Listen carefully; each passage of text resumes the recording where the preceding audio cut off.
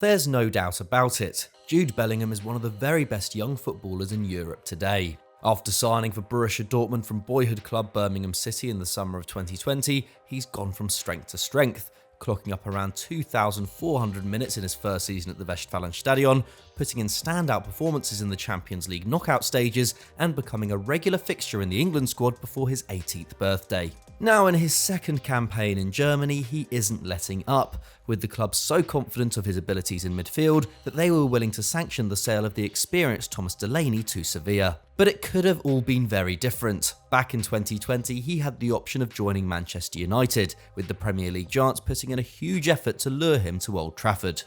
But how did Bellingham become the player he is today, and why did United miss out on him? On today's FD Explained, we're going to find out.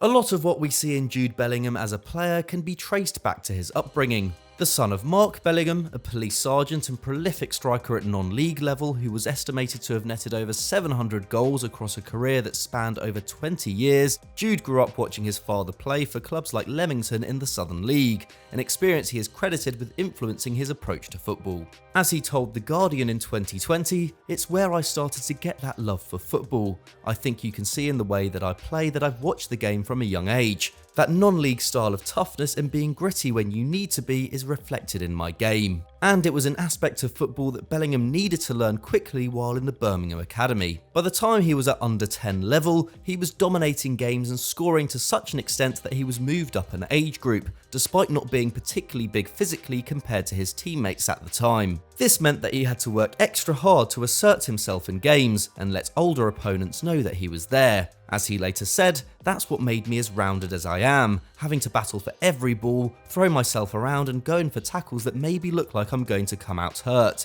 just to show that I'm fearless and I belong on any pitch with any players." And he has carried this fearlessness with him ever since. To fans who became familiar with him in the Championship, the first instance they may have seen of this was when, during a game between Birmingham and Fulham in November 2019, Bellingham, who was then just 16, squared up to Alexander Mitrovic, one of the most physically imposing strikers in the English game, and refused to back down. By this point, he was already beginning to garner the attention of big clubs, having become Birmingham's youngest ever debutant, breaking a record set by club legend Trevor Francis almost 50 years earlier. But his confidence on the pitch has always been matched by a humility and groundedness away from it, and his rise through the Birmingham ranks was far from inevitable. Recalling his early days at the Blues pre-academy, coach Mike Dodds said, "He was good, but no better than the rest of the boys." But through the hard work and dedication that was instilled in him by his parents, Bellingham soon became an exceptional player in his age group. And this wasn't just the case for football.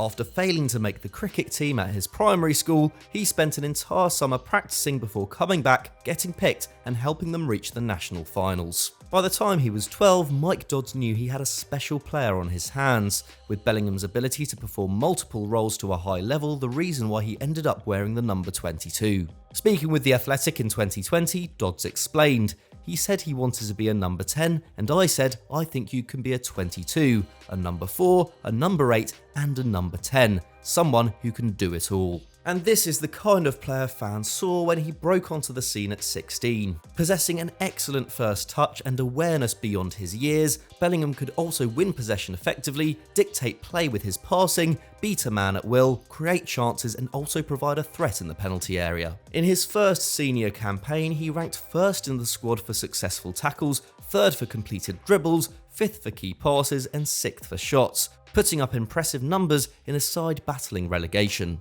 Playing predominantly through the centre but also on the left and right, his ability to affect games from a number of different positions stood out, and it wasn't long before he picked up serious interest.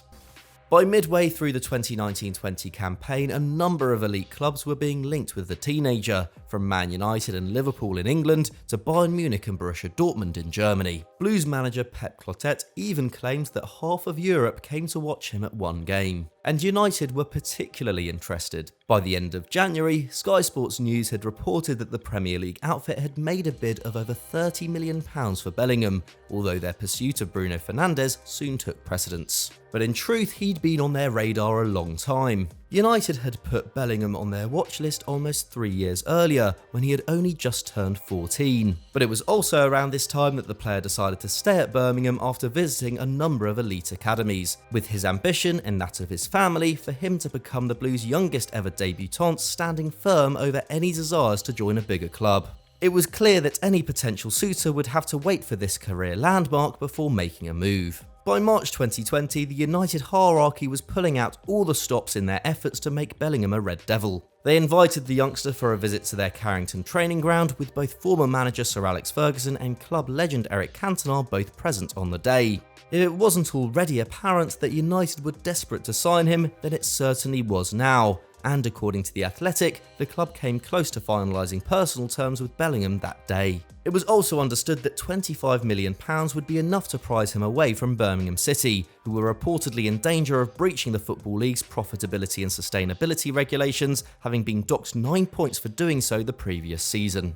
But they weren't without competition. While the interest of rivals Man City never resulted in a serious approach, Bayern Munich were more pressing, with sporting director Hasan Salihamidzic and chief scout Marco Neppe meeting with Bellingham's family to discuss a potential move to Bavaria. But it was Dortmund who emerged as United's biggest threat. In fact, by the time Bellingham set foot in Carrington, it had already been reported that BVB had agreed both a fee with Birmingham and a salary with the midfielder. Like United, the German club had also been watching Bellingham for a number of years, and before the Bundesliga winter break the previous December, had sent him Dortmund shirts and invited him to the Westfalenstadion. They even edited together a video for him which covered everything from the atmosphere generated by the famous yellow wall to the success enjoyed by talented youngsters at the club, namely his compatriot Jadon Sancho, signed 2 years earlier from Man City as a 17-year-old and midway through a highly impressive campaign, ending with 17 goals and 16 assists in the Bundesliga. Bellingham's father Mark, who was not only a big influence on how the youngster approached the game but also had a big say in his career development, was also understood to favour a move to the German top flight, given its excellent reputation for nurturing youth. There was also a sense that Bellingham would be given ample opportunities in the first team, with then head coach Lucien Favre possessing a superb record with young players, having helped turn Sancho into a star, and years earlier working similar wonders with Marco Reus and Marc-Andre ter Stegen at Borussia Mönchengladbach. And while Man United were far from a steady ship at the time, with the club only just beginning to feel the benefits of signing Bruno Fernandes, Dortmund could almost guarantee Champions League football. What's more, their offer of a salary worth €3 million a year was understood to be more lucrative than what was initially proposed by United. Reports at the time suggested that with the English club seeing him as a 10-year plus investment, that offering him such wages to begin with didn't make sense financially, whereas Dortmund were banking on his resale value skyrocketing and so were more willing to front up a sizable pay packet. Following their 4-0 win over Schalke in May 2020, the first game back following the pandemic-induced Bundesliga hiatus, the club received a photo of Bellingham watching the game at home, donning their unmistakable yellow jersey. The deal that took him to Germany wouldn't be announced officially for another 2 months, but the youngster's mind had clearly been made up. The United hierarchy would no doubt have been aggrieved, having seen Norwegian sensation Erling Haaland also snub them for Dortmund midway through the campaign, and with the German club refusing to budge on their valuation of Jadon Sancho that summer. There was also a feeling that with the progress of academy graduates like Marcus Rashford and Mason Greenwood, and with the club lacking depth in central midfield, that Bellingham was aware of first-team opportunities at Old Trafford. Nevertheless, given the huge strides he's made in Germany, it's impossible to doubt the logic of him turning down the English giants. Perhaps, as with Sancho, we may well see Bellingham at Old Trafford one day, but it would no doubt follow another huge fee being transferred to Dortmund. So that was how Man United missed out on Jude Bellingham, but are there any similar transfer-related stories you'd like to see us cover on this series in the future? Let us know in the comments below. If you enjoyed this video, don't forget to leave it a like, and why not check out our previous explainer on how David Moyes transformed West Ham. Thanks for watching, and we'll see you next time.